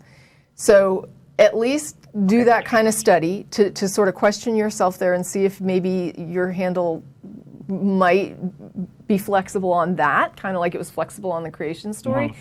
There is no cure. I can't offer you a magic bullet on this one. If I were your partner and this were our child and I thought you were going to start telling her about a literal hell, I would lose it. So that would be our conversations get a lot. Some of our friends go, whoa, a Christian and an atheist, how does that work out? But our conversations are very interesting and that's good. As this child gets older, though, it's going to get more stressful if you believe her eternal soul is in jeopardy, because you're going to get more concerned about her. She's your daughter, you love her, and if you believe that she's going to be in eternal torture jeopardy, this is going to start to become a bigger and bigger issue. And so my advice would be to start reading some other authors who may take a different view of hell and that sort of literal context of the reading. And I would look at Bart Ehrman and just kind of give him a read. You might read it and reject it, and that's fine, but it can't hurt to just see what his experience was. I think it was Misquoting Jesus is the one that I'm thinking of, and it has to do with his understanding. Got a number of books. Misquoting Jesus was a very easy read that talks a little bit about the historic manuscripts and how they're viewed, and it might change your view of the literal stance that you take on some issues, but he's not going to be selling you that God doesn't exist or anything like that. It's just about reading the Bible. On a little bit lighter note, I thought your question was going to be about religious upbringing of the child, and I think the very best thing you can do for your child is to let her explore both yours and your wife-to-be's faiths, and maybe other faiths too, and let her make her own mind and not try to mold her, but try to encourage her to make good decisions. I need to ask if the crew is okay staying a little bit We're already longer. over time. Yeah, I've really done poorly on regulating the calls. Definitely something I'm going to have to work on. I do want to take a couple more calls, though, if we can do that, but I need to ask the crew to give me a sign. You spent so much time on Joe. Poor All right. Joe. All We got a right. thumbs up. All right, a well, real sign. I'm going to let you go, John. Thanks, John. Thank you. Good luck. All right, you guys have a good day. Sure, bye-bye. Yeah, bye-bye. All right, so now, Let's not too many more. okay, but But yeah, we have a lot of them, don't we? Bad Tracie. I'm going to I want to talk to Ron. He's been on hold since the beginning. Okay. So let me just take Ron. It's this one here. Hello, Ron. Hey, Ron, can you hear us? Hello? Hey, what's up, Oh, man? good. I didn't drop the call. Yeah, according to the screeners, you want to talk about evolution from a Christian standpoint. Well, I heard something that was said earlier. Is it okay if I Sure. deal with what was said by Don earlier? Sure. In his opening statements, he said that you can't, got it written down here, he said you can't explain it, therefore God did it. You were basically assuming that some sort of argument from ignorance fallacy. For some or God of people. the That's what gaps we argument often that's hear, typically Yeah. used. He was talking about different types of people and how different types of people use, I think, those concepts. So I don't think he was saying everybody says that, but he's saying there's definitely a type of person who views it that way. Right. But there's a lot that's been said here tonight. And one of the things that I wanted to talk about was evolutionary theory and intelligent design, how this relates to some of the data that you find inside of the scientific community, like genetic code, for example, or the ATP synthase. So let's cut to the chase. If evolution were completely wrong, would that prove God exists? Does it have any bearing on the claim that God exists? No, what I'm trying to say is that the point being is that when you look at genetic information or you look at the ATP synthase, the only thing that you can compare that to is an intelligent agent producing those things. When you look at evolutionary Then why theory, why don't the people that are actually in the field? I'm not finished with my statement. Hey, we're atheists here. We're point being- not evolutionary biologists. Yeah. Do you have a religious angle here, or? Well, I mean, you've been talking to everybody else about intelligent design and creationism, asking all these different points, right? We have. See what the problem is now. Okay, our atheism is due to a lack of belief in God because of the lack of evidence. Evolution has nothing to do with our lack of belief. Well, evolution does lead evolution's a big. people- Evolution does lead. Evolution, if evolution is true, if somebody accepts evolution as being true, does it or does it not lead people away from Christianity or their God? No, there are plenty of Christians who believe in evolution. I think But I it's didn't ask hard. That question.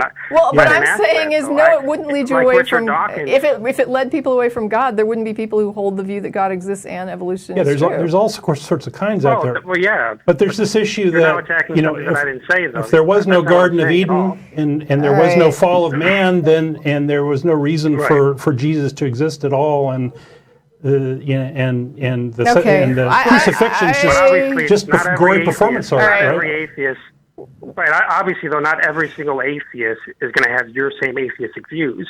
So it is true that in certain cases, like Richard Dawkins and others, evolution being true does have implications on their personal views.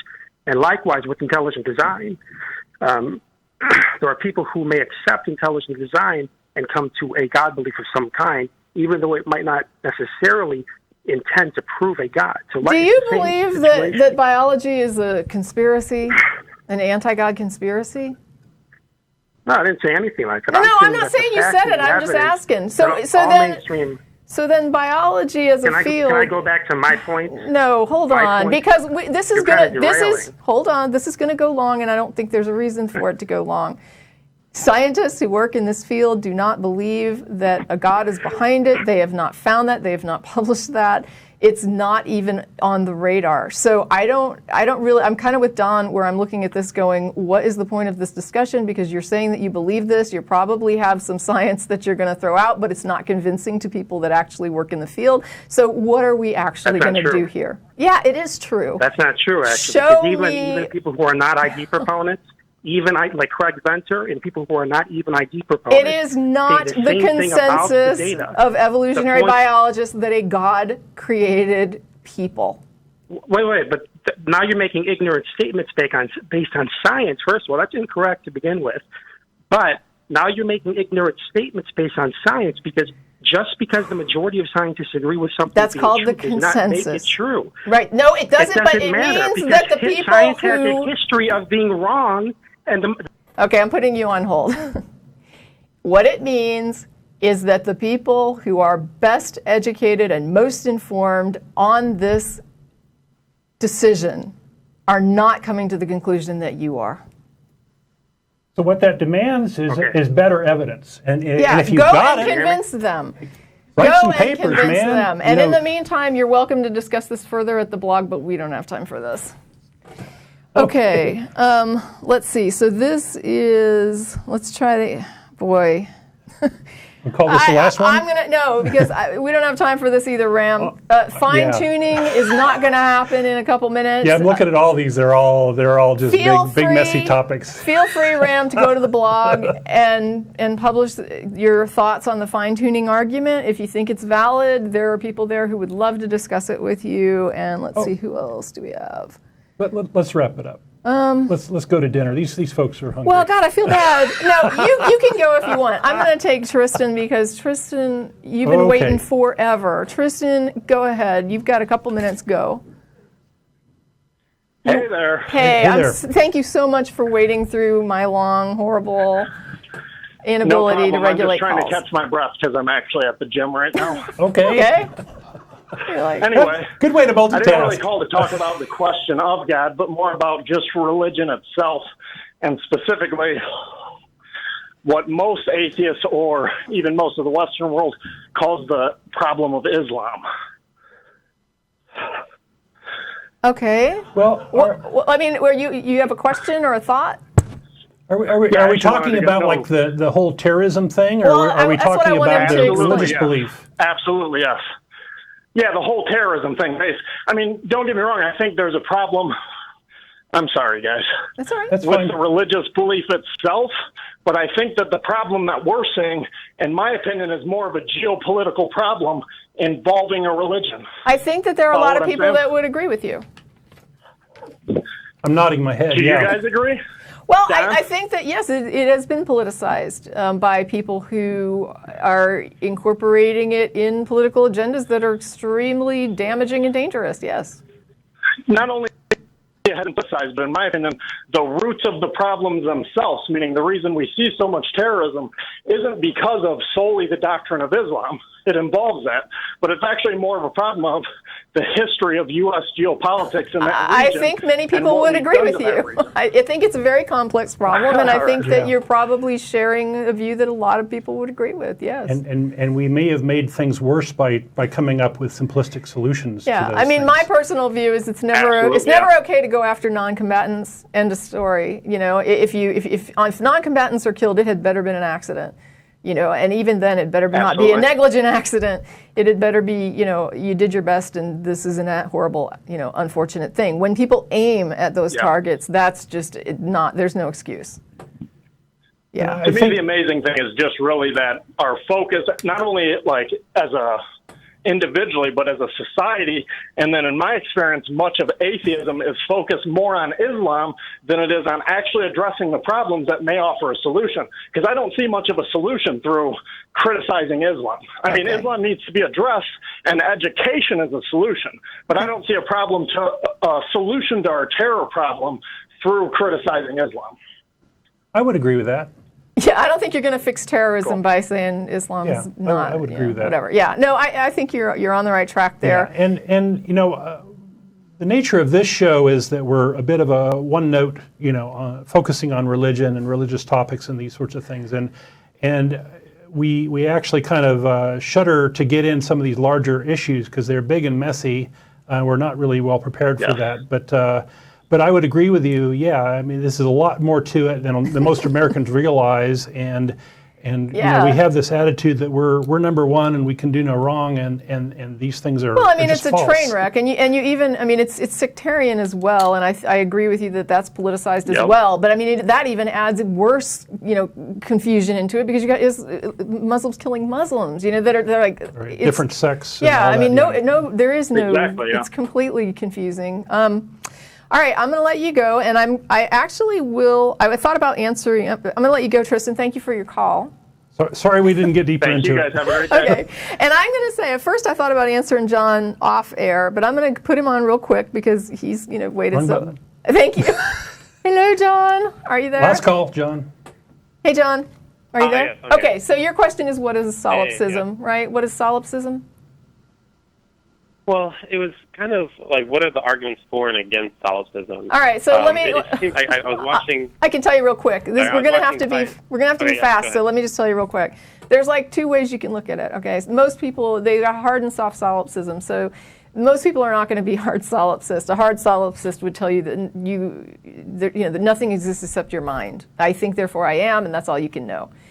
This is very, very simplified, and you probably want to go do further reading. But the other argument is the soft solipsistic argument, which I think is actually really good, which is the only thing you can be sure that exists is sort of your own mind, and that other stuff you're kind of not really ever going to be sure about, but you have to, in my view, you have to kind of proceed like it's all real. I don't know if that helps. So, is there objectivity with that at all? What do you mean by objectivity?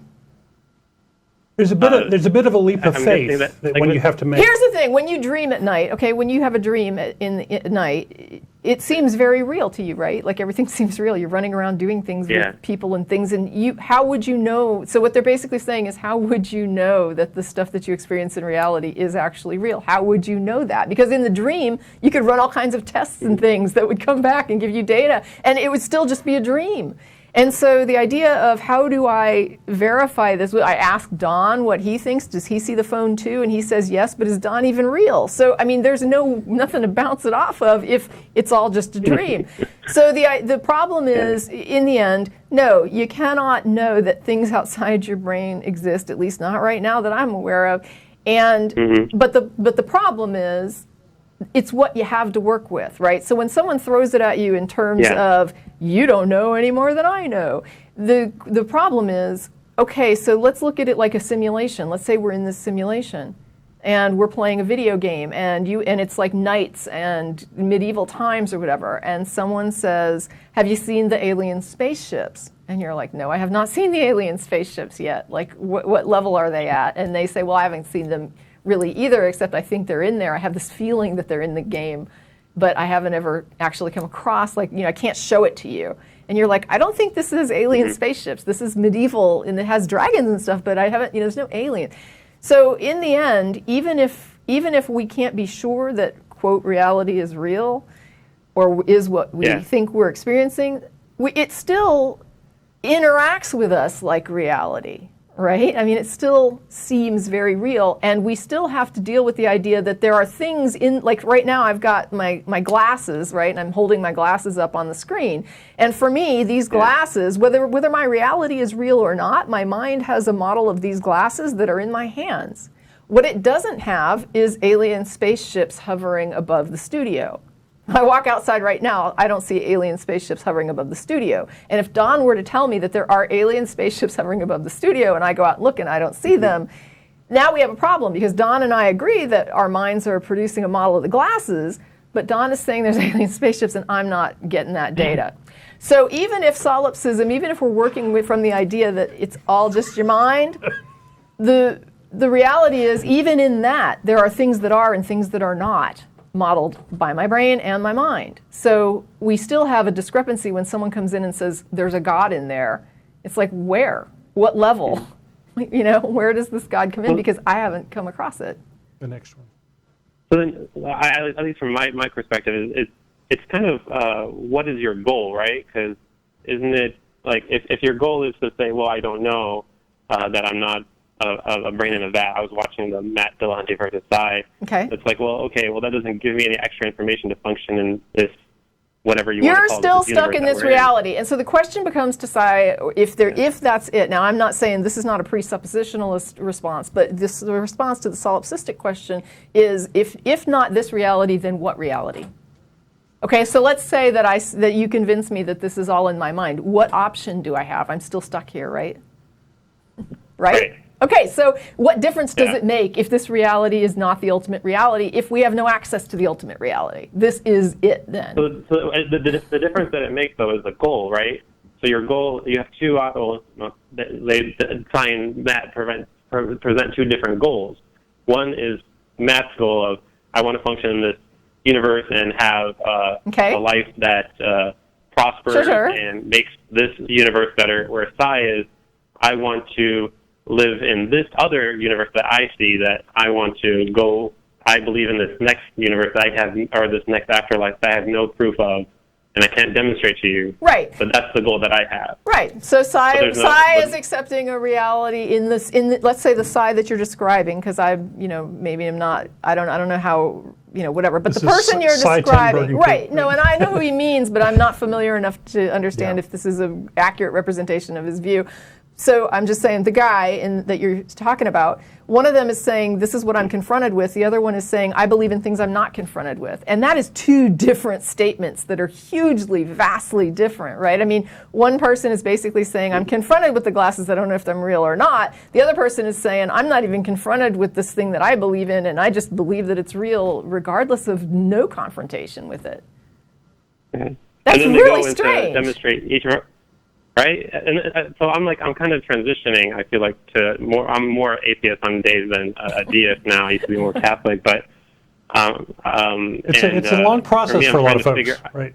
Go ahead. Yeah, it's hard because there's things I want to keep and want to believe in, even if I don't have that proof for it. Try to be honest with yourself, right?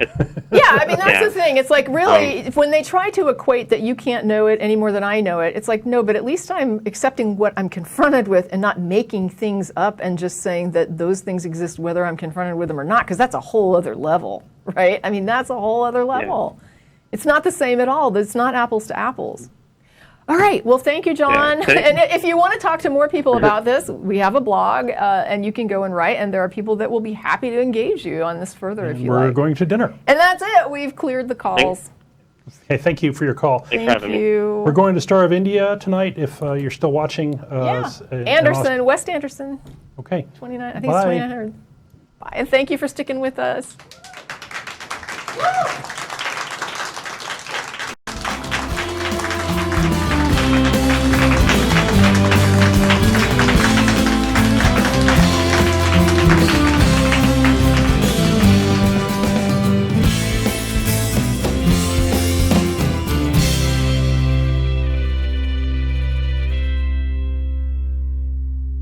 This is Russell Glasser, host of The Atheist Experience. You know, The Atheist Experience is made possible by volunteers and the generous support of viewers like you. If the promotion of positive atheist culture and separation of church and state are values that you hold, please consider contributing by becoming an ACA member or visiting our product page at evolvefish.com under the Partner tab. Thank you.